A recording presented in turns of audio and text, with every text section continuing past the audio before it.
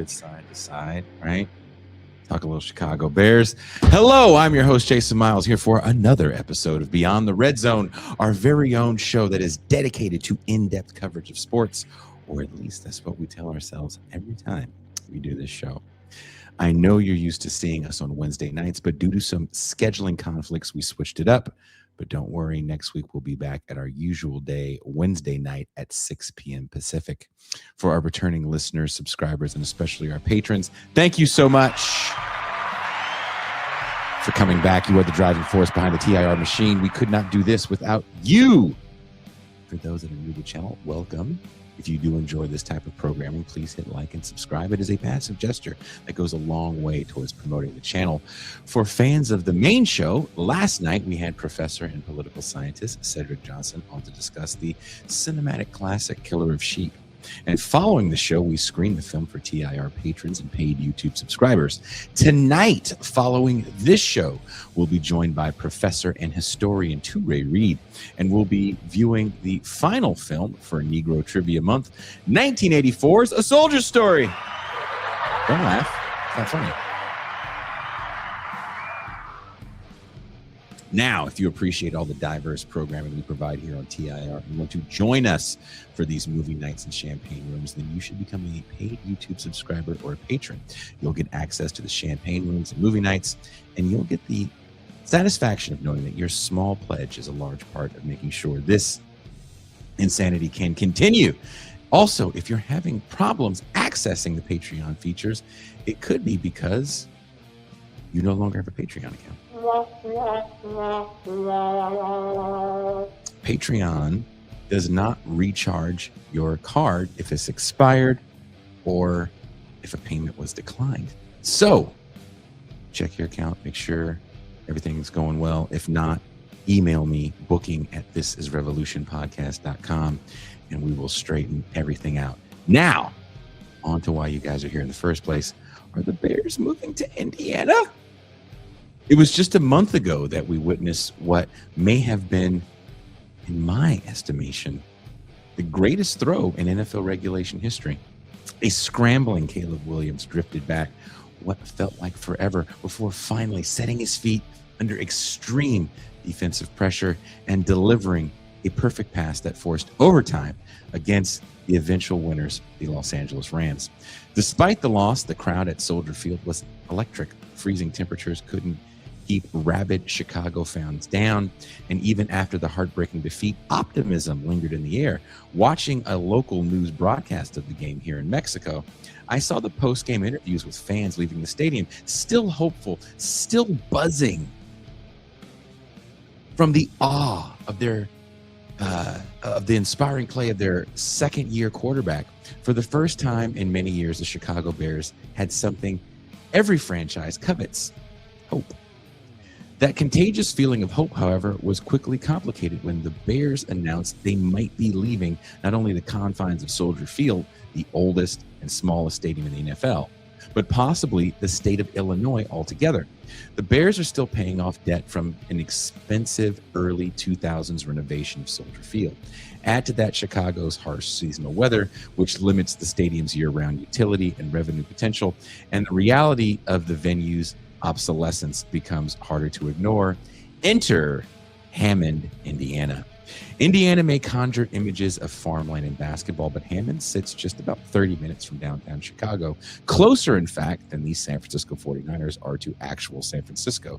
The Bears wouldn't be the first team to cross state lines while keeping their name. The New York Giants and New York Jets both began in New York City, but now play in New Jersey. And today, few seem bothered by it.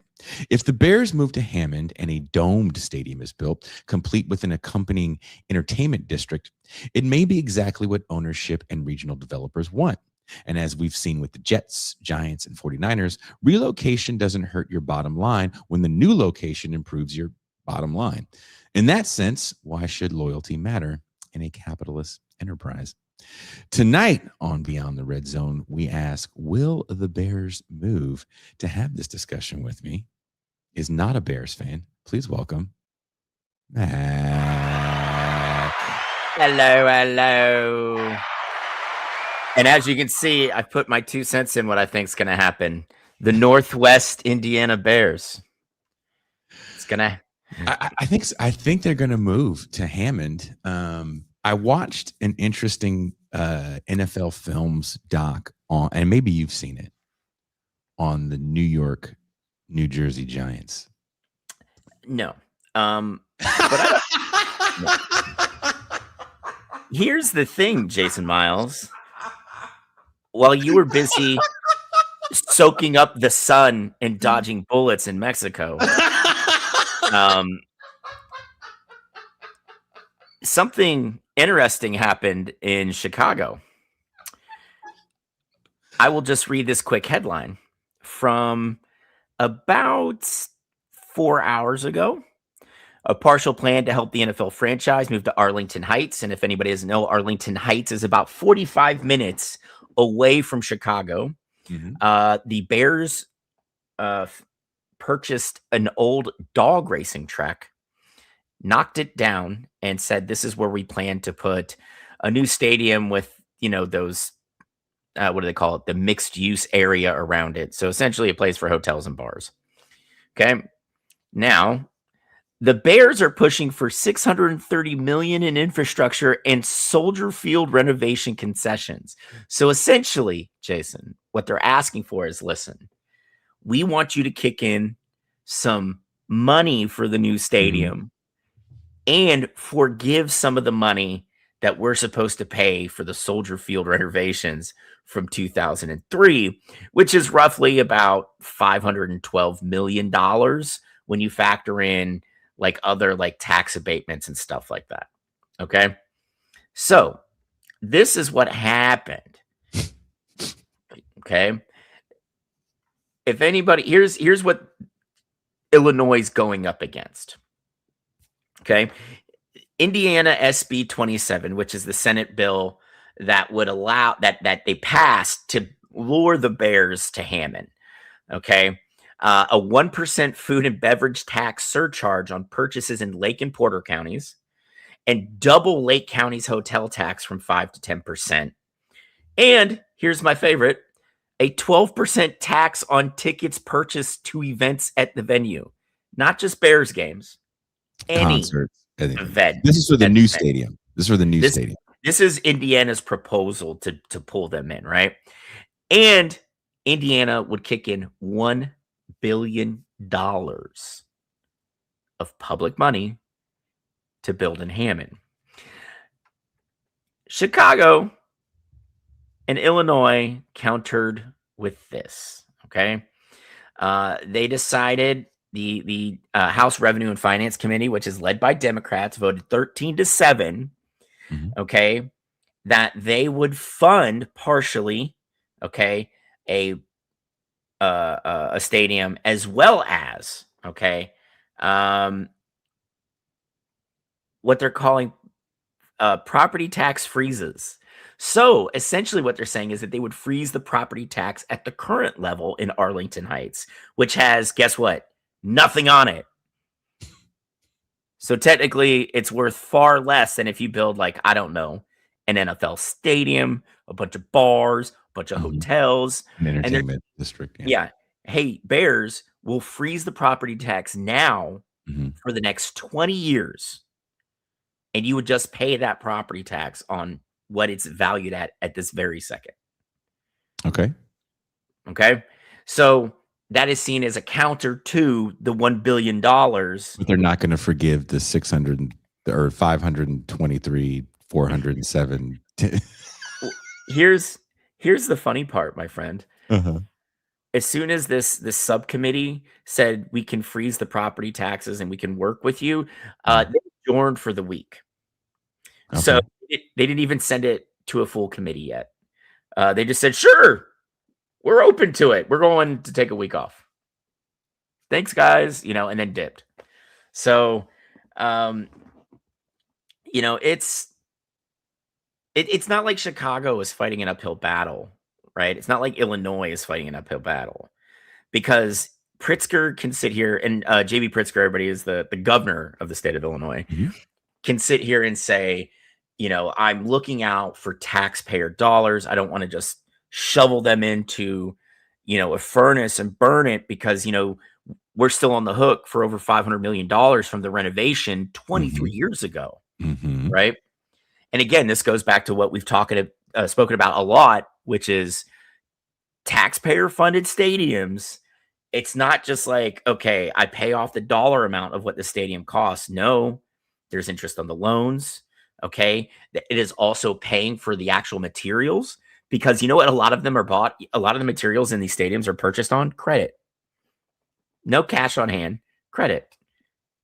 Right. So you have, construction companies going deep into their own pockets to go get the things needed to build the stadium, expecting the city, the state, the county, whatever it is, to eventually come up with the money. So, it's, but the good thing for the Bears is that they own this land, right? Like this is theirs. They can essentially do with it what they will. If they In move to Hammond, not Soldier Field, because they don't own. No, I'm talking Arlington Heights. Arlington Heights, they would own. They already own that land. They already right? own the Bears that. Okay. already own it. If they go to Hammond, it will be a publicly financed stadium, obviously with a hell of a lot of taxes, as we've seen. But they're going to have to work in tandem with the counties, those two counties, right, and the city of Hammond, to develop this business district around the stadium. Do you think that's going to be a problem, being that, and this is one thing you haven't brought up yet, the owners, we haven't brought up yet, so I apologize. I apologize.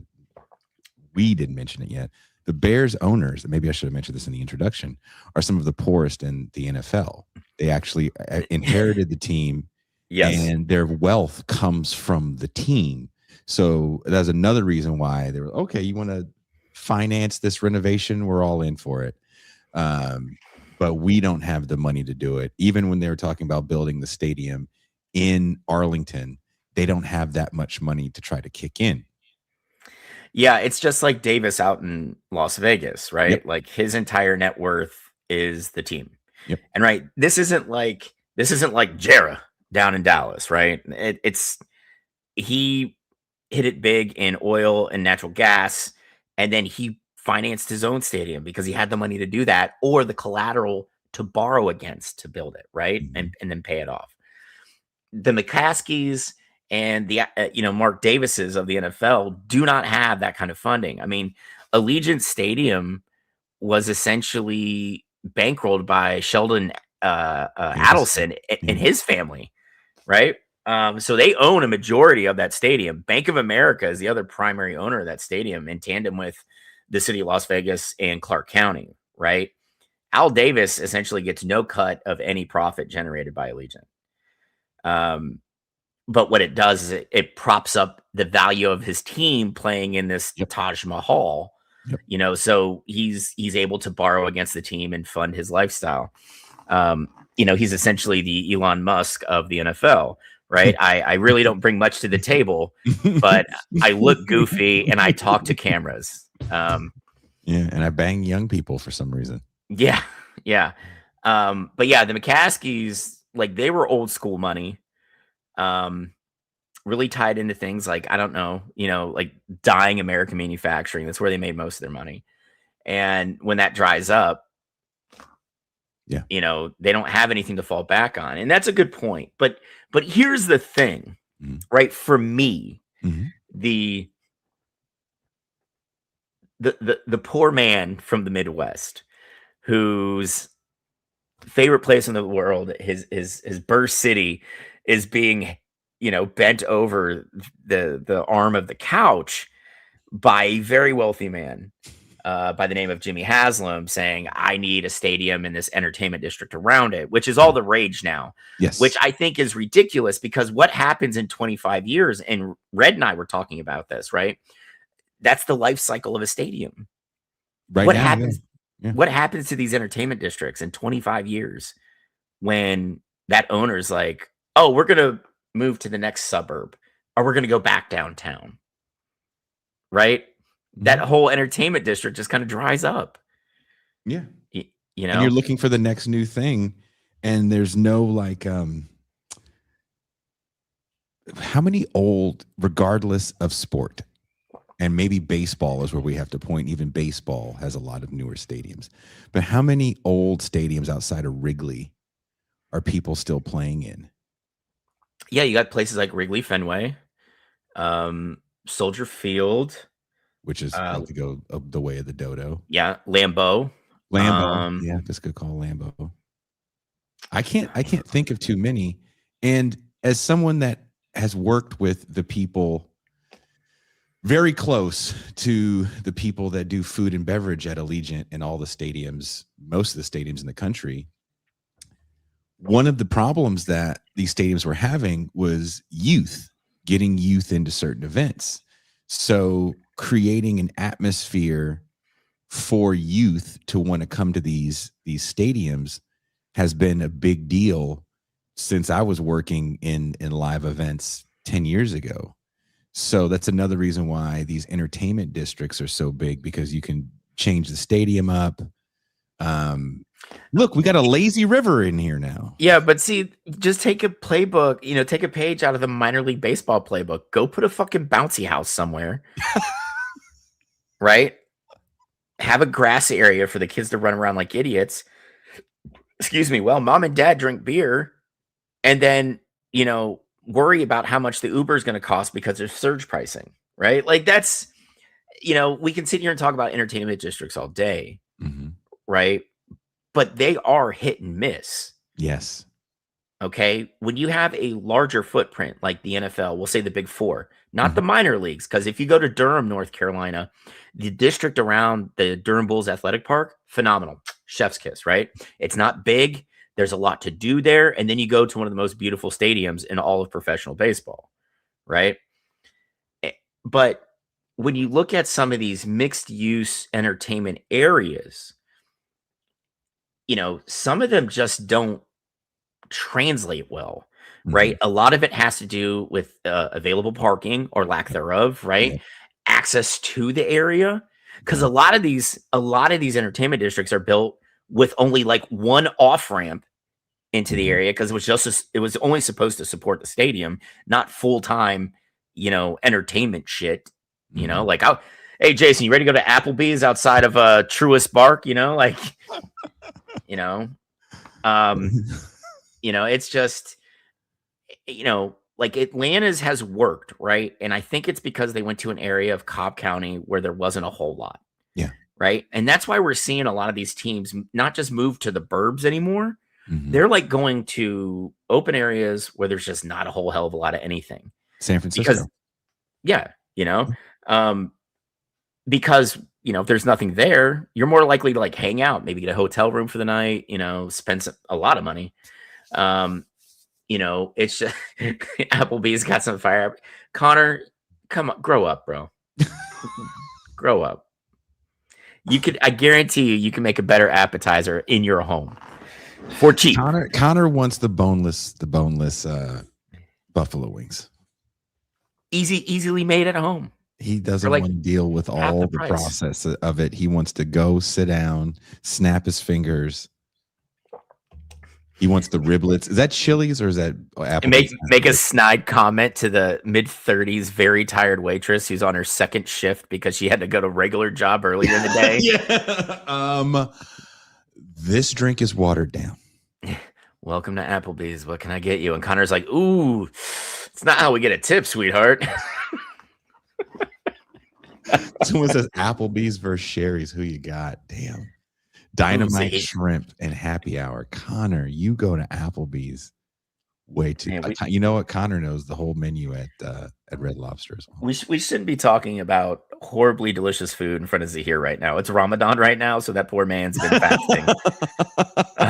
That's a good call. When we did reading group last week, he's like, "Hey guys, it's Ramadan. I've been fasting. I'm probably not saying much, but I'm listening." But yeah, like it's just we're seeing more and more of these like multiple stadiums being built in like one metro area, all with entertainment districts around them. Right? Like, so it just kind of leads me to believe that this is just kind of like a rent scheme for a lot of these owners, right? Because they control, the money in and out. So, like, if I'm a major metropolitan area and I've got 3 out of the big 4, and in the last 20 years I've built 3 new stadiums, all with their own entertainment areas around it, like, who's really making out on this? Yeah.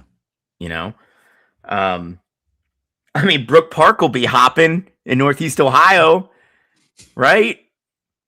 When the Browns get there, but none of the highways have been constructed or finished yet to get into it. Oh, so it's just a road? It's like the Niner Stadium. You got to take like an expressway in? Well, a major highway runs by it, right? But it's not like Interstate or gonna be- highway?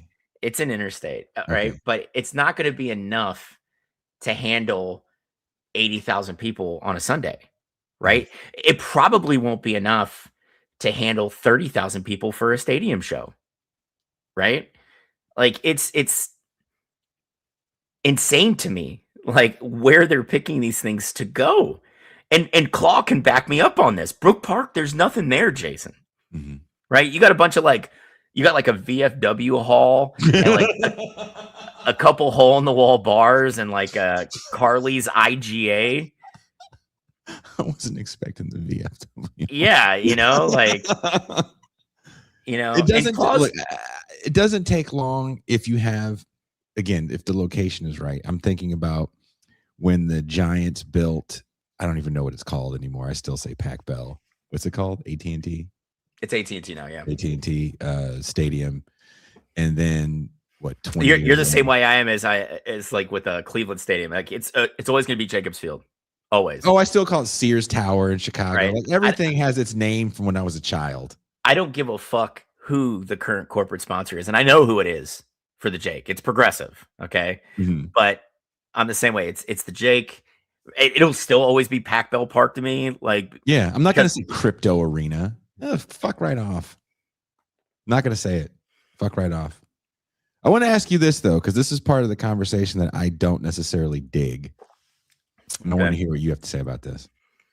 So with these historic franchises like Chicago, when they leave, does the team lose part of its identity? How Yes. much of the mystique is tied? Yes. Okay. Well, okay. Let me ask you this then. Let's look at the Jets and the Giants. Mhm. The Jets and the Giants both leave New York for Jersey at different times. One leaves in 76, one leaves in 84. Yeah. The Jets don't have that much success. They've been to some AFC championship games, but even before they left, they hadn't been to a Super Bowl in almost 20 years. That was 68 when they won that at the Super Bowl III. Yeah. Even went to one. The Giants, on the other hand, did have significant years of mediocrity in the new stadium, but won not one, not two, but 4 Super Bowls in New Jersey.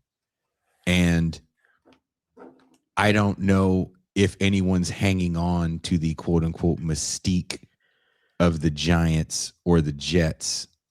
Maybe I feel like their fan base is still pretty strong in New York. Do you disagree? I don't, but I think New York should be separate from the equation here. And here's the why. Okay. New York, in any of the 5 boroughs, does not have the infrastructure to support 2, you know what I mean? Like 2 football stadiums, right? When they were building new Yankee Stadium, dude, the area around that place ground to a halt because of the construction. Yeah. Right. When you look at when like Shea was built, they knocked down the Polo Grounds, which was in a like kind of a tucked away part, of Queens at the time, right? But like when we're talking Chicago, yes, it's a densely populated area, not the way New York City is, right? There are areas around Chicago where you could build an 80,000 seat stadium. Okay. And see, I thought that was like hilarious. Like, you're absolutely right. Soldier Field is the smallest field. The new stadium is going to have fewer seats. If they Right. build the one in Illinois, if they build the Yeah. one in Illinois, In Illinois, it's going to have fewer seats. And it goes back to what we were talking about. Remember, they're going to have fewer seats, higher prices, they're not going to lose money, and that way they make it the event for, all the rich people that can afford it. Wayne Rooney, I don't know I don't know if you know who he is, Jason. All our football, world football fans in chat was complaining about how regular fans are finally getting priced out of soccer matches. And keep in mind, they still have a lot of community-owned teams that they're being priced out of. So like it's getting to the point where me and you and everybody in chat are watching or listening. We're not going to be able to go see a game live, right? We're just going to get charged out the ass because they're all going to end up on a streaming service that we're all going to have to pay for. Yeah. Yeah. And you like all 4 leagues? Guess what, buddy? You're looking at what, $450, $500 a year? You want the butt ram package? Yeah. What is? I want that man butt. That's the package you're getting. Just talk shit to you, right? I want your man butt package. The man that's not in the regular package. It's in the man butt package. Oh, what if I just want to watch soccer championships? So I got to get the man butt. Oh, if you'd like to watch the Champions League, you'll have to get the man butt package. If you'd like UEFA, if you'd like World Cup and Champions League, it's called the testicle torsion package.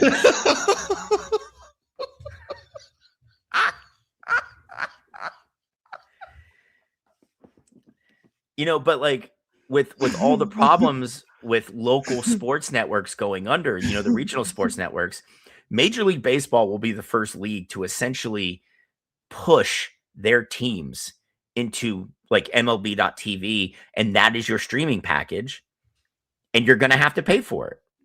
Right? Now, everybody thinks, well, the NFL will never do that. Bullshit. What did they do this year with NFL Red Zone and the NFL Network? Right? They sold it to ESPN. Mm-hmm. What is ESPN really trying to push on us all now? Their direct consumer streaming network. What if they go, listen, NFL, you're the biggest game in town. Here's an offer you can't refuse. Don't broadcast with NBC or CBS anymore. You can only watch it on the streaming app, not YouTube TV, not anything else, just our streaming app. Dude, people are going to pay for it. I've seen it. I've already seen it. I want to ask you this question. If taxpayers are still paying off renovation debt, does the team have a moral obligation to stay, in your opinion? Yes, but let's face it, none of these assholes have any morals. You know who leaving a $25 million on the city's tab was the Warriors when they left Oakland. Mm-hmm. Because they had a bunch of renovations in the stadium as well. Oh, it wasn't even just that. The Warriors had, I believe they still had like a year or two left on the lease before they crossed the bridge. Mm-hmm. Right? Mm-hmm. And the agreement was because they had like certain like property tax abatements and like other deals with the city to kind of like keep them locked into the lease at Oracle. Mm-hmm. They were supposed to pay a penalty for leaving early. And Lacob didn't pay shit. He was just like, hey, peace, y'all. Yeah. We're going to San Fran. Gave no fucks. No. And it's not like people aren't showing up to the new stadium. It's not like people... That's why I asked the question, does it matter in the long run? I've seen people try to make these arguments centered around morality. Oh, hold on. Let me finish. I got sidetracked there. Yeah, sidetrack is pouring a beverage. Yes. But no, and then we started another conversation. But like, taking New York out of the equation, right? Like the Bears are, let's face it, like the Midwest has baseball teams, they have hockey teams, but what is their sport? It's football, right? The Bears are one of the oldest franchises in the NFL, right? Been around since I think 35. I think only the Cardinals predate them, and they started in Chicago, right? I think you do lose a little of that kind of I don't know, like that grit, like, that yeah, we suck, but this is our team, right? Mhm. It's just like with the Like the Browns, Saints or the Browns, yeah. right? Like, yes, we all wore bags on our head, but guess what? The dog pound was always sold out. You were shoulder to shoulder with And that everybody, was a right? horrible stadium with, like, metal seats in the Oh winter. yeah. Oh yeah. Right. Um, you know, but you go to the burbs or you go to a place outside of like I guess your hometown name, right? In this case, Chicago, you leave, the friendly confines, so to speak. I think it will take away some because yes, the Bears are on an upswing now, but what are the Bears notorious for? Just shooting themselves in the foot and just, "Nyeh," right? Mhm. What incentive does a regular dude like me or you or Red or Connor or anybody else, what is the incentive for me to one try and fight traffic? Because as the crow flies, yes, it's 30 minutes in Hammond or 45 into Arlington Heights, right? But let's face it, you factor in traffic, you're probably looking at an hour and 15 minutes. What does a ticket cost look like at this point? Like I said, if they go to Arlington Heights, there's fewer seats, which means ticket prices are even higher. Red already alluded to he can go to 3 Tigers games for the price it takes to go to 1 Lions game, you know? And what happens to this land when it's gone? When they're done using the stadium? I had to look it up because I couldn't remember how much the Silver Dome sold for. Remember the Silver Dome was the state-of-the-art dome? I It also sold remember for $558,000. yeah, it was nothing. It was a pittance. They held flea markets there the last few years. It was like still standing in one piece. You know, it's just this whole thing with we have actual scientific fact, right? That says these stadiums that are publicly financed are a millstone around the necks of the communities that end up paying them. Mhm. But we get members of both of our predominant parties. Keep in Mhm. mind, the controlling party in Illinois are Democrats, the controlling party in Indiana are Republicans, and they're both very hell bent on making sure there are funds to build a stadium for whether or not they're one of the poorer families in the NFL. These people are still worth billions because of the evaluation of the value of their team, right? You're going to spend our money, our tax money. You're going to increase my taxes, especially in the Indiana plan here, because remember, it's an extra 1% tax on food and beverage, right? Around in the counties around the stadium. They're doubling the hotel tax rate from 5 to Yep. 10%. Yep. Okay. And what was that last one I said? 12% tax on any tickets to any event at the venue. Okay, keep in mind there's no end date to that. So what is 12%? That is just the start point of the tax that they can put on those tickets. What do you think is going to happen if, like, say they miss an interest payment? We'll just, instead of 12, we're going to do 15, right? They'll do it for everybody. In Minnesota, if one more team asks for money, they'll shoot A-Rod on First Avenue. Well, Ken, I mean, I hate to say it, A-Rod and his crony that he's taking controlling interest with in the Timberwolves probably is going to ask for that. But it's just these things don't pay off in the long run. And we're still seeing both parties, American politicians that put a Mhm. lot of, cachet on. Look, we have all 4 or 3 out of the 4 sports leagues present in our city.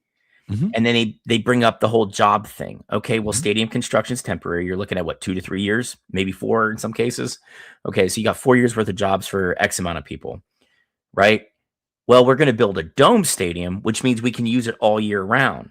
Now, here's the question that a lot of people don't realize.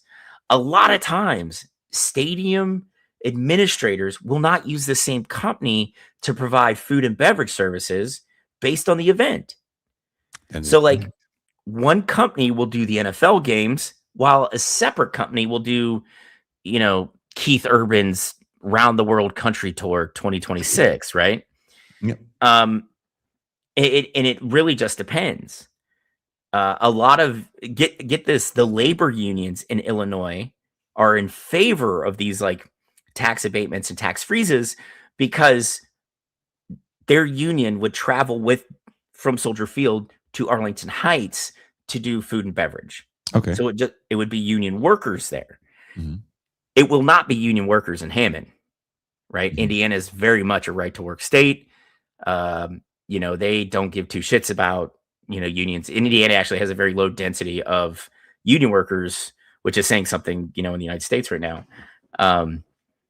Connor, it actually is not good for jobs. It is not good for jobs that they use separate companies because they're temporary gigs. And a lot of times, if we're not talking sports, we're just talking like individual events. It could be concerts. It could be Mhm. like a monster truck rally, Mhm. right?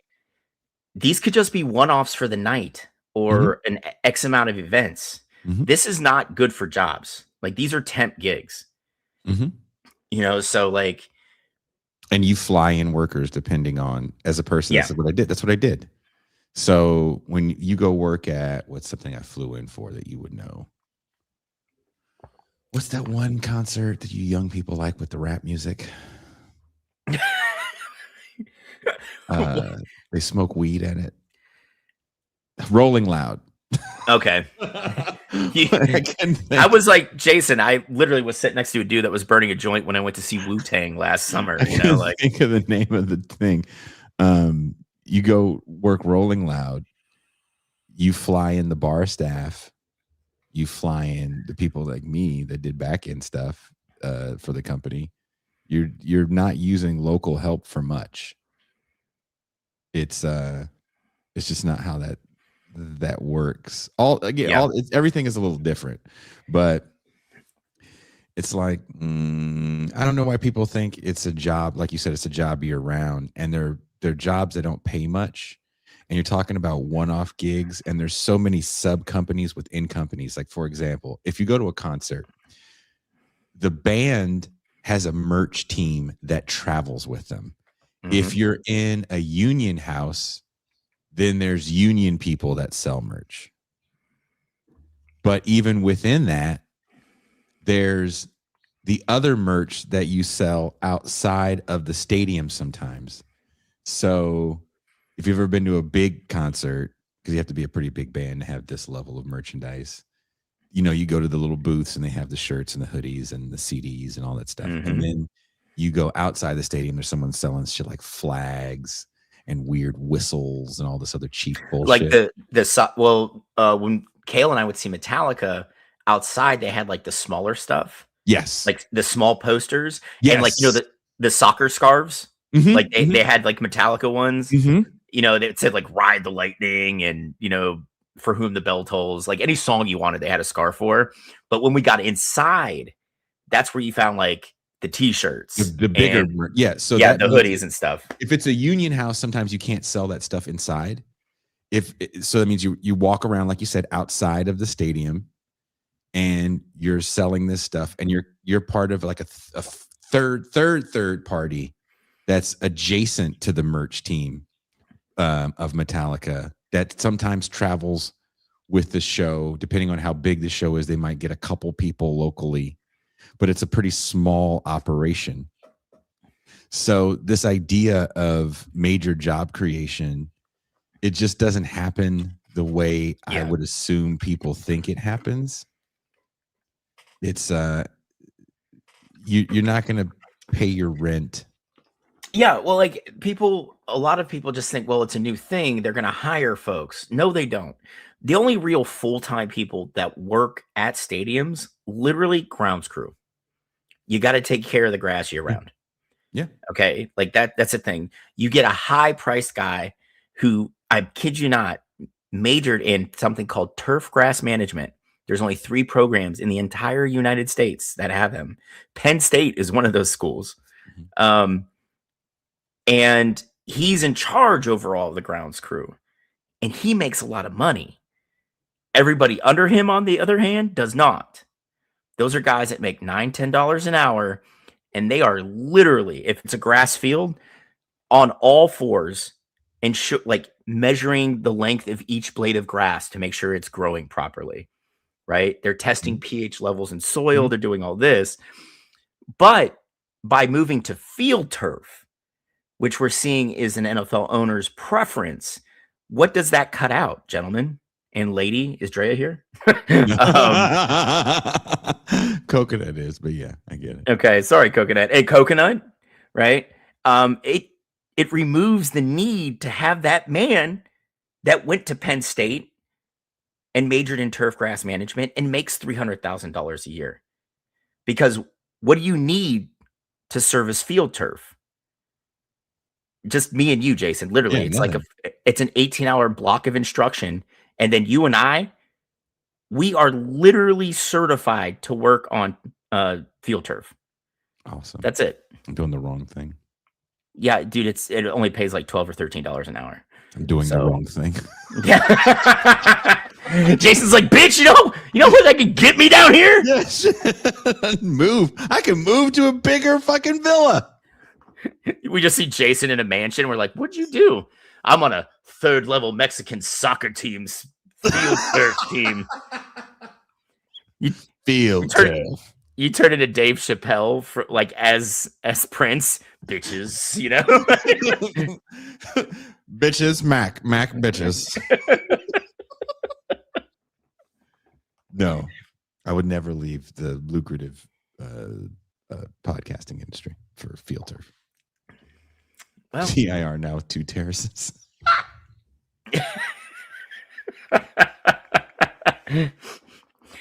Jason does a whole show where he's on one terrace, Ben's on the other, and they just yell at each other.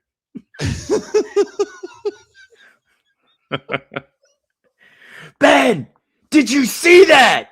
What? I didn't. Oh, man. We got 2 terraces. That's all that matters. Field turf, bitch. You write another book no one's going to read? Ben just throws himself off the one terrace.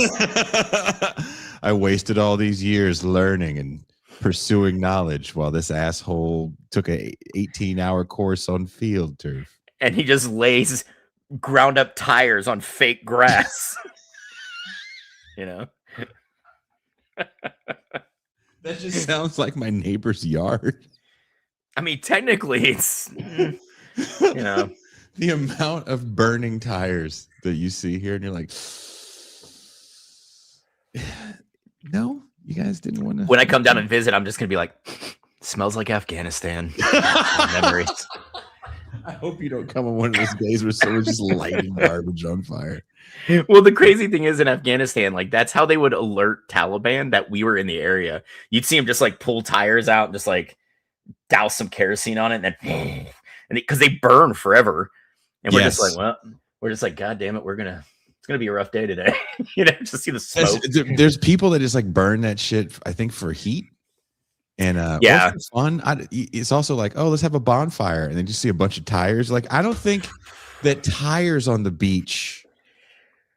I mean, I understand what it is to be cold, I promise, but burning tires ain't it. The smell is so you mean the chemicals that you're ingesting? When I lived in the warehouse next to the Connor just said, "Gotta love a good old tire fire to go along with his Applebee's appetizers." Just oh yeah, Connor lives in the fucking hood. when I came to, I think I told you this when I first came to Mexico. I did a Google search. Not Google. What do you call it? Craigslist search for Tijuana, and the Tijuana area technically is like to Ensenada, right? Which is an hour past. I was gonna say it's a pretty big, it's general area, right? The area, right? And I had never been to this part of Mexico. I went to other parts of Mexico that actually, when I went there, were quite violent at the time, but it was chill. So when I came here, I saw a place. And I'm thinking that any pictures I see are going to be recent. And I get down to the place. And these kids, it was 11 a.m. And these kids had a tire on fire. And they were like playing around it. They were little kids. Like grade school children. it was 11 a.m. and a tire was on fire. And the pictures I saw online were definitely not the pictures of the place. It's wow. Wow. Connor just said, I pack a lot into my Saturdays. Connor, you love it down here then, man, because you may not get the Applebee's, but you will get some tires on fire. Tires on fire, kind of a symbol of social unrest. I don't think those kids were mad at anything. I think that was a game they were playing. It was called Frighten the Gringo, and they won. Yeah. They just kind of look at you and like push one kid in, and he just rolls out. Just like, yeah, you know. There's a kid building a ramp with their tricycle trying to go through it. Or some goofy shit. They're only like 3. You're like, what are you doing? I've never seen any. I was like, I thought I was from the hood, and then you guys showed me no. Red said Applebee's in a tire fire does sound like a dope way to spend a Saturday, to be honest. I thought that was just like a Saturday in Detroit, Red. Like, by the way, there is an Applebee's here, and they have breakfast. Jason, we had an Applebee's in fucking Kandahar Air Base when I was deployed there the second time. So Applebee's are like roaches. They're just fucking everywhere. You know, what you didn't do is order anything pork because you don't know what you're getting at that point. Because all the cooks were like Pakistani, and you know they don't handle pork. So you're just like, well, I got a mystery meat, but it's better than MREs. Let's go. Yeah, like what is it? Rabbit, dog? I don't know. If you don't tell me what it is, I'll eat it. That didn't sound right, but you know what I mean. Dude, the first time I had tripe, I was like, this is delicious. And they're like, it's tripe. And I'm like, huh. I don't know if I want to continue eating this, but it tastes really, really good. You know, just kept going. Don't tell me what it is. I'm not gonna, and I'm not gonna ask you what it is. You're gonna give it. Everything I'm saying sounds bad. You guys are gonna make jokes, but you're gonna give it to me, and I'm gonna like it. Yeah, I mean, that's not the first time I've heard you utter that. So.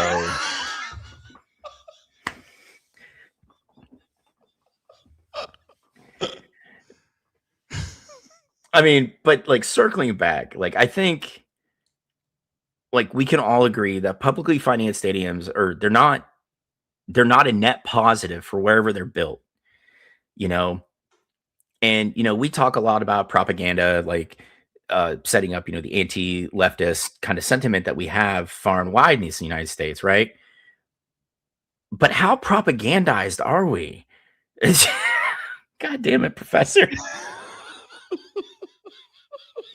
I've had a couple adult beverages after a rough day, okay? And I'm trying to keep my train of thought here. I'm trying to be the pro that you all expect me to be. But how propagandized are we, Jason, where we have Americans who are like, oh, a 1% tax on food? It's not a lot over the course of a year. Yes, it is. Mm-hmm. Mm-hmm. But you're willing to exchange that for a stadium you probably will never set foot in. Never. Because of the way ticket prices are going. Yeah. Right? And this kind of ties into that streaming thing we were talking about, right? Oh, well, now the actual live games in person are just for like the Kardashians and Megan Thee Stallion to go to. All you plebs, on the other hand, are you willing to pay $400 a year to watch your teams? And how many of us say yes? Right? I'm guilty of it. Mm-hmm. I am very guilty of it. Although I am getting ready to pay for League of Ireland so I can wake up at 4 a.m. during match days, sometimes 8 a.m. But you know how much I'm paying a month? $12. I'm okay with that. Mm-hmm. Right? And next year, I may even just do the whole year-long thing. Then it's only $90 for the year. Right? But ESPN especially, they're the worst. One, their product is absolute ass. It is not good. The interface is bad. They can't handle the numbers of people that stream. And they're putting more and more of their content, be it college basketball, college football.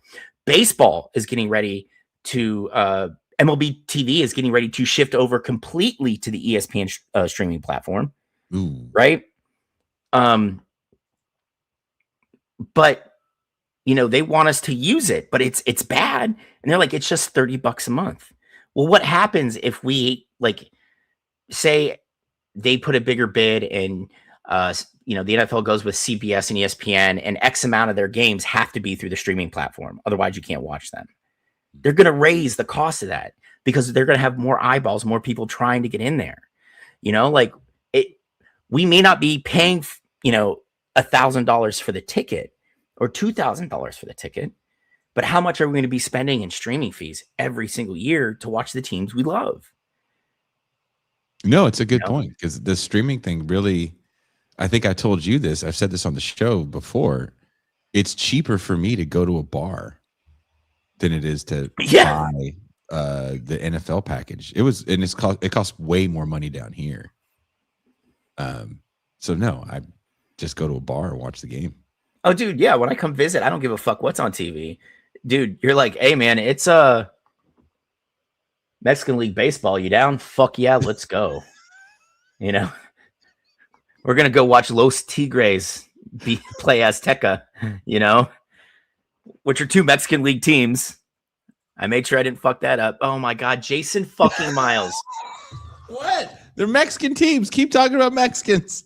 All right, everybody. I want you to know before tonight, before the 20 minutes prior to the show going live, I maybe said 3 words to Jason, but he spoke to me a lot in reels like this. At one point on Tuesday, and I am not over exaggerating, I worked for an hour, listened to my audiobook, and had 31 reels from Jason Miles. 31.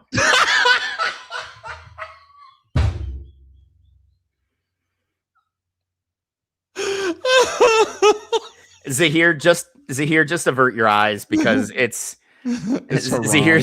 Everything is haram. Zahir said I'm supposed to be praying right now. Everything is haram. Look at this. Look at this. He hit that bitch in the head. He hit her in the head with the knife. What the fuck? He hit her in the head. He was trying to win a knife throwing contest, like a record, and he hit that woman in the head. That's assault. Whatever he got, he needs to give to her. You threw a knife at me, multiple knives, and then hit me in the fucking face. Like, look at this. Look at this. Look at this. Look at this. Here, I'll turn. God damn, bro. 5, 4, 3, 2, 1. Stop throwing. Marvelous. Hold on. Pause it. Nuri, were those Brits or Aussies? Which one? I'm going with Aussies because that girl just stood there like a champ. And no British, good God. No British person's gonna do that. Connor, how are you gonna good God that? You sit around tire fires eating fucking Applebee's appetizers. WrestleMania. Oh, dude, Jason, you didn't see that? You didn't see what WWE did? Because prices? No, because their prices are so high, people aren't buying them. They're blacking out WrestleMania in every establishment around the arena in Vegas, like trying to force people to purchase tickets to go. Yeah, to go live. And because who's their broadcast partner now? ESPN. Mm-hmm. If you live in Vegas, they're going to black it out on the app as well. So it kind of forces you, if you live in Vegas, to go fucking buy a ticket. And how much are tickets? Like $1,000? Oh, dude. The cheapest one I saw was $875, and that's nosebleed. Go get fucked. Dr. Clausen. Claw, behave yourself. Behave yourself. Because you have to watch. You have to watch closely. I'm not going to show that again.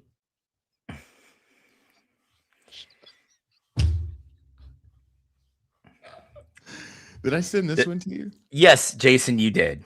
Yes, you did. This was one of the 31 that was waiting on me.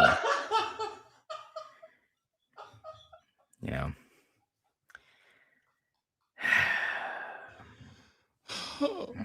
Did I really send you 31?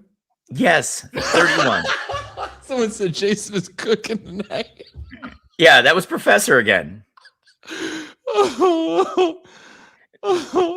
No, Claw, this is just a fucking still, man. This is just a pic. This God dude, damn. this video of this young man, I thought it was going to be of someone getting hurt, but I think it's a video of someone having the time of their life. Come on, do it.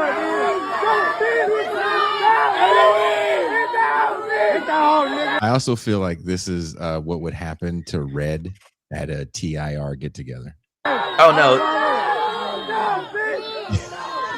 You don't think so? No, this bitch looks confused as fuck. If Red's gonna jump off a roof, Red's just gonna do it.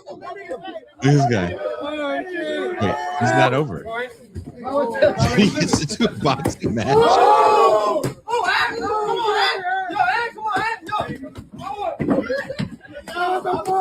Kind of gets his ass kicked in this fight. What kind of house party is this?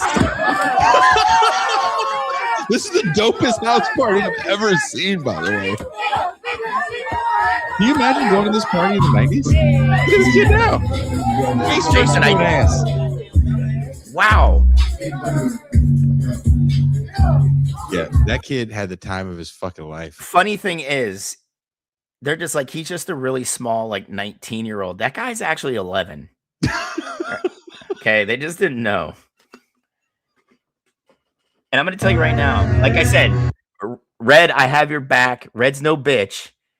If Red makes a decision to jump off a roof into a collapsible canopy over top of a pool, he's just going to do it. There's not going to be any pussyfooting back and forth, right? He's just going to jump. And then probably call me a bitch-ass Ohioan along the way. Jason Miles.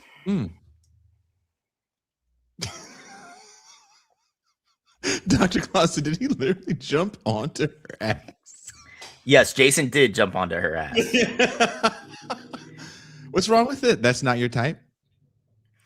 Jason, we know it's not your type. It's not flat enough. It's not long enough. What about this is not your type? Jason. No? Just No? No? No? Dude, I already said smash. Oh, did like, you? I said that. Yes.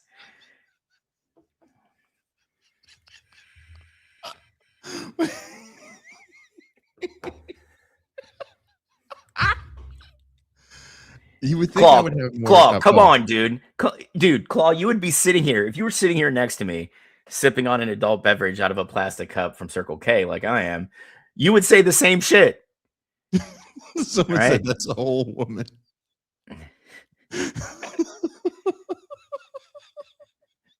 Someone said that's a whole woman. Mac, I've never seen a fight like this, and you've seen more fights than I have. So have you ever seen a fight like this? So this guy socks a guy's talking shit, right? The guy gets all scared. Then he comes back to the car, dents his car. God damn. Look, have you ever seen a man jump out of the window of his own car? No. I've never seen anything like that in my life. You want to know how he jumped out of the window like that? That was fucking Peter Parker. That's who that was. It was Spider-Man. Just really incognito that night.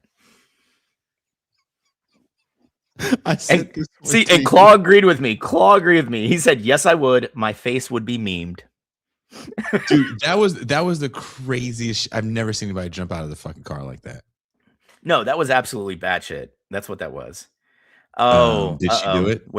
Where's she locked up at? Yeah, she did Gadsden? it. Yeah, she did it. She did. Yeah, she did embezzlement.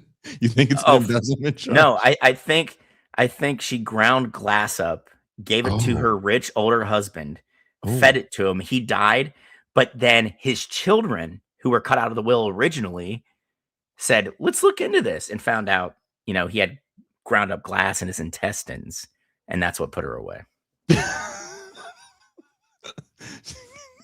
People are sending such mean messages to me. There's posting horny on Maine, and then there's Jason directly sending his boys FAP material. Not the same. Oh, she's in Ohio, Mac. Oh, yeah, she is. You know what, Jason? I can change her. I can do it. I can do it. Ken said she stole Oxy from the dentist office. See, this is whenever you do this, before you say anything, we have to let Ken do his investigations because he's the one that always pulls up like what they did. I mean, Oxy from the dentist office is oh, here you go. This is red right here. This is all red all day. That's Prairie. That is Prairie. Mm-hmm. Where are you, Prairie? This is what you always complain about. Dr. Claw just said interesting. So you're not saying no. No, Claw's like this, sitting in his he's got his legs just crossed, so it smells of rich mahogany. He's swirling his scotch. Interesting. I've been finding a lot of fight videos too. But So it's either Prison Connect, these weird women in. Okay, she did it. Look at the shirt, the first one. Yeah, the filter says I did it. No, the skull hands on her titties say I did it. That's a shirt she wears in public, Jason. She did it. And funny enough, there's a Kanye gif in there. He probably is fucking her now. Oh, skull hands on the shirt. Yeah. Did she do it? She did it. She definitely She probably did. Where? Yeah. Oh, she's at the sheriff's office. She's not even in prison. She's just in jail right now.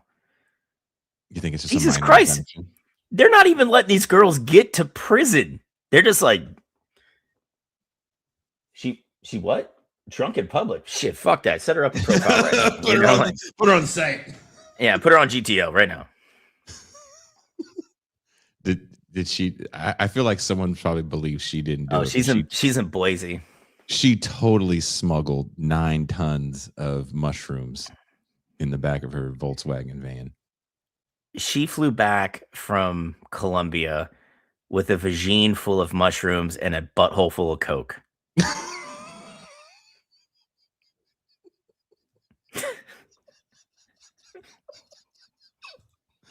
I can see that. What about this one? She's got Escobar's fucking stash in her butt. See, again, look, Jason, she's in the county jail. She's not even in lockup. These fools are like, you want to get out of here sooner? There's only one way. So evil.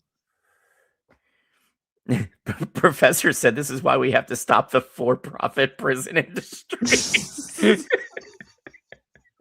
It's pretty fucking, like, all jokes aside, like, we talk a lot of shit on this show about goofy shit like that, but it's insane. Fucking sane.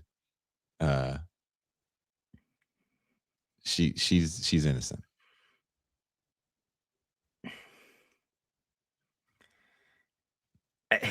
Yeah, she is.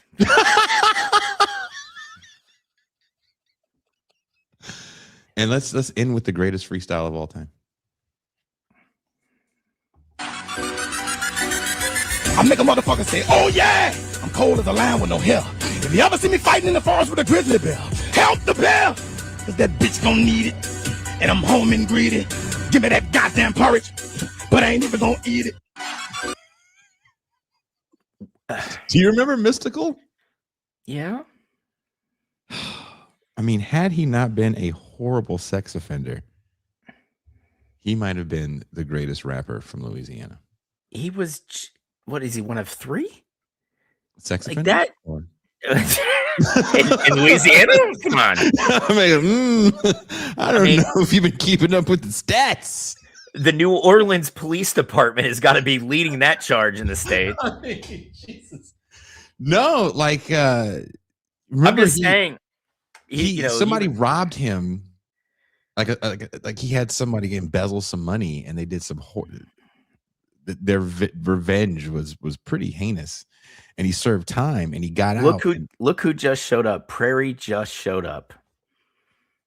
You missed it, bro. We found your future missus. We can't show it again, Prairie. There's only no, one we time. can't. We Yeah, can't. you only get. We can't. I mean, on top of that, like, we can't be expected to just like keep things around for you, Prairie. If you want to participate, you got to be here on time.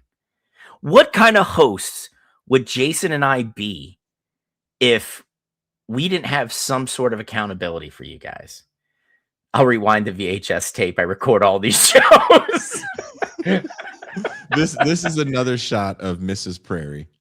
Oh yeah. Yeah. That's Mrs. Prairie right there. This is a woman that wants to move to Nebraska. Yeah. She's like, that's a Nebraska face. She's into corn, Prairie. You know?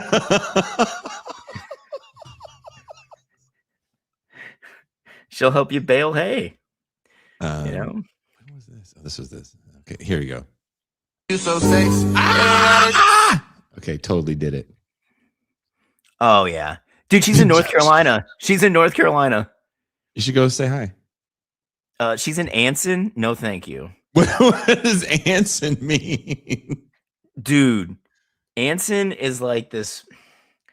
It's heading south towards Charlotte because, like, between like Fayetteville and Charlotte, it's just like wide open, like country. Mm-hmm. And so what they do is they stick all the prisons like in the space in between.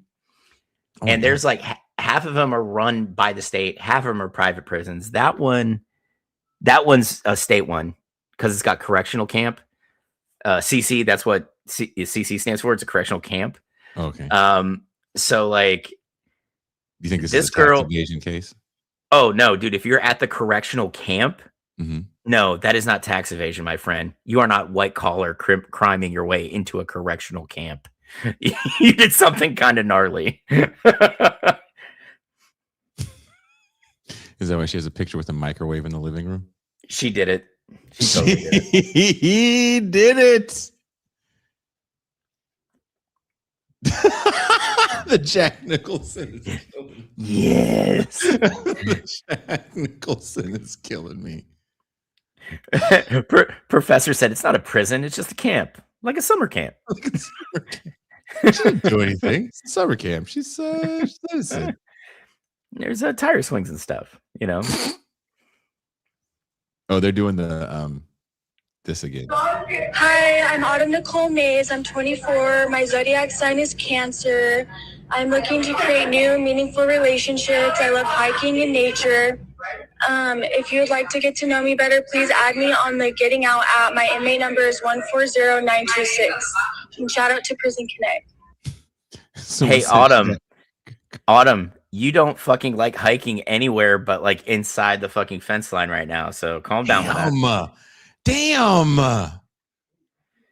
Mac. What? Oh, she did it. She fucking did it. She did it. What do you think she did? Isabel M. Eden Detention Center, Texas.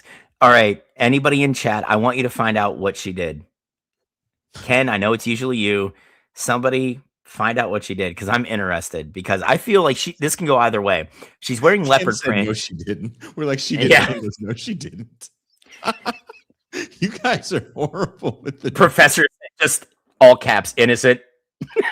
Jesus. No. Okay, before we go do movie night, Jason, I would like to say shout out to the Bay for a fucking phenomenal Olympics. A lot of Bay Area residents fucking pulled down some medals. Yeah. Including a very you know, so that was pretty rad. Shout out to the women's Olympic gold medal hockey win, you know, gold medal winning hockey team for getting a fucking fat ass fucking great meal while the guys had to go to the fucking White House and eat fucking cold those cold ass cheeseburgers. Yep. So Jack Hughes, you toothless fuck, continue to cry about it. I think our lady fucking hockey players ended up way better off than you did. You had to party with Kash Patel and then eat cold ass cheeseburgers in the White House. So that sounds like a fucking nightmare. Yeah. Who let Nana try on bikinis again? I have no problem with this. Only you do. You're a hater. Jason Miles. Balloon pop. Something you would throw a red flag on. MAGA. Alex, 32, and I am very into manga and anime. No, I said MAGA. Oh, I had a manga. feeling that she misheard that because I was like, no.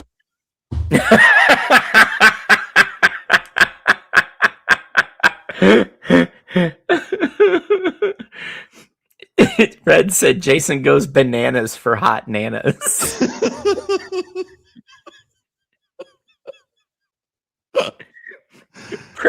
Prairie just said, Max, some of the older ladies don't pass up on them. They might own land down by the river. Yeah. And if you're into farming, that's good for growing. There is a goth balloon pop episode. So Mac didn't lie. I probably did send him an insane amount of these. And there was Hold a on. I goth- want to reiterate this. Not a text, not Mac, how you doing? Mac, here's the show. Mac, what do you think? It was 31 fucking reels. And because Jason and I are as close as we are, and because I love him, I was like, this is his love language. This is him saying, Mac, let's do this. I'm communicating with you, friends. And but again, Jason, maybe hey Mac, how you doing? Before I get 31. No, Jason Miles. Yeah. You stop it. Yeah. You stop it right now. This is why people don't watch the show, apparently. So I've heard. I'm okay with that. Connor said Mac's mad because he wanted more reels, I think, Jason. Wow. Okay, cool. That's great. He says, show you. Well, this is the thing. I don't have my personal account up, so I can't find it. I can't. That's true, Claw. At least this isn't more like cat AI. I don't know if I could do that again. I don't know. Newry just said, Jesus wept, Jason. You gonna get me fired. The most Irish thing ever uttered on any TIR programming, Newry. You nailed it, bro. I needed a Jesus wept tonight. Like I really did.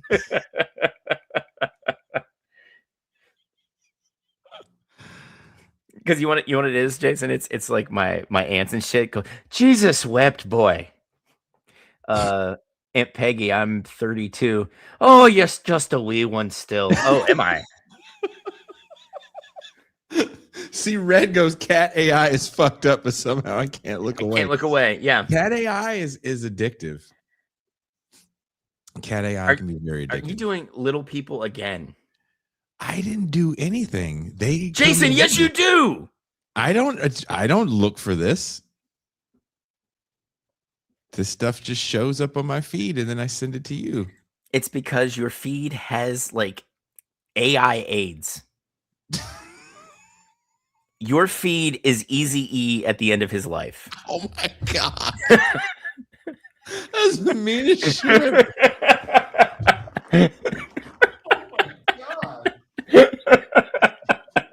Wow. Too soon? Too soon? Someone said, Mac, what do you mean little people again? Yeah. They just keep popping up in the feed and I don't ask for it. It's just like Jason, you looked once and then continued to receive. You've asked for it to continue. That sounds like you're blaming me for all of it. You're victim blame. Oh, you're the victim now? You're the victim?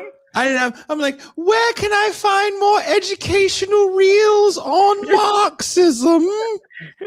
I need Marxism in cooking films, please. Give me 90-second primers on dialectics, please. Oh, it's a little person in a bikini. Oh, how did this get in there? That's literally what happens. Can't spell AIDS without the AI.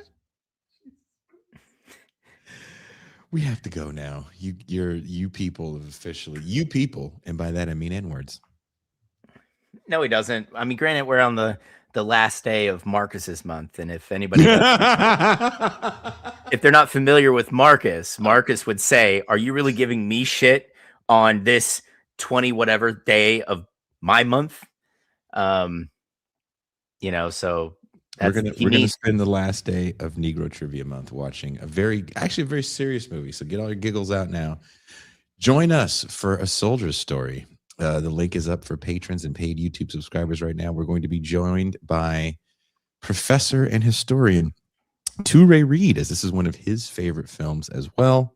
And keep in mind, I love Toure. I love that man. I would love one day just for him to just open up something he wrote and talk at me. Because like I like when I was running You Don't Know History, I interviewed historians. I'm a AA historian myself. Because we do have a ranking. If you get a bachelor's degree, AA, master's, AAA, PhD, you're in the majors, baby. Happy Mac History Month. Jesus Christ, Prairie. And Prairie's neck of the words are like, what fucking month is this? This President's Month. Don't you dare take that shit to Omaha. But what was funny when we first met Jason, and I knew, like, when we were talking about band venues on This Is Not a Barbershop on Left Flank, I go to your channel, I start looking at everybody that's there, and then there's Dr. Reed, and I'm like, no fucking way, because I read a couple of his papers for my own studies, right? Like Dr. Walton, who like I brought on when I filled in for you during your break, was it last year, 2 years ago? Yeah, the stadium show, right? He assigned like 3 of his readings. Oh, okay. Right. And I'm like, fuck, dude, he's a phenomenal writer too. So I'm going to go ahead. I'm going to go pee and geek out, like get it out of my system so I can be a normal member of movie night and not just be like, ooh, Dr. Reed. He's going to talk at you about this movie and have deep philosophical discussions about the characters and the time, the historical time, because that's kind of his. What is the premise? Oh, you've never seen it? I haven't. Oh my goodness. Okay. I'm so excited. An all-star cast of Blacktors. And it's a World War II Marine or Army regiment. I forget. I think it's an Army regiment that's stationed somewhere in the South. And their sergeant gets killed. And people think the Klan killed the sergeant because he's black. It's an all-black regiment. And they go, well, the Klan killed the sergeant, case closed. And so Washington sends down a lawyer who is also black in this white run base. Yeah. And it's an interesting story. The movie came out in '84. Robert Townsend, Denzel Washington, David Allen Greer. God, who else is in it? Adolf Caesar. God damn. So like everybody's in this movie. The late Wings Hauser. Yeah. No, it's a really Patti LaBelle. Holy shit, everybody is in this movie. It's an all-star. It's a really, really good movie. And I'm not Sidney Poitier pops out in the corner like, hello, and just like tips back out. It wasn't Mr. Tibbs. And then he just leaves. He starts quoting Macbeth real quick. Alas. And then someone says, is it a crime thriller? It is a bit of a mystery, but it's a story of class. You're gonna dig it. You're gonna dig it. So the link is up right now if you're a patron or YouTube subscriber. If you want to join us, there's only one way: become a patron or YouTube subscriber. It's only $3 to join and hang out with us for movie night. Toure's gonna give you like a free history lesson while watching. Before we go into movie night, everybody become a patron. Okay, if you're not already, become one. For only $3 a month, you can sponsor this poor, emaciated former musician, now podcaster. And we know how hard it is out there. All right. We know how hard it is out there. But have you seen a former musician, now podcaster / writer, suffer from scurvy? If you don't become a patron, he won't be able to get those fruits and veggies. He'll become vitamin deficient. His teeth will start falling out. Jesus. He may even get rickets. Do we want that for Jason Miles? No, we do not want that for Jason Miles. We want him to keep that full mouth of teeth. We want his bones to remain strong. We want him to be up to his elbows in carrot and raisin salad. That's what we want for this man who brought us all together. Carrot. And in the words, and Nuri brought up a good point, and his car does need an oil change. So become a patron, join us on movie night, and keep your fingers crossed that Prairie finds the future Mrs. Prairie on the prison app. Damn. And on that note, what a better way to end the show? I'll see you guys at movie night. And if not, I'll see you Saturday morning when we're joined by Paul Prescott and Ben Fong. Damage Magazine has released their first ever book, and it is a compendium of essays about the late Bayard Rustin. Pascal and MT will be joining me on that show as well. So I'll see you guys later. We are, tell them, out.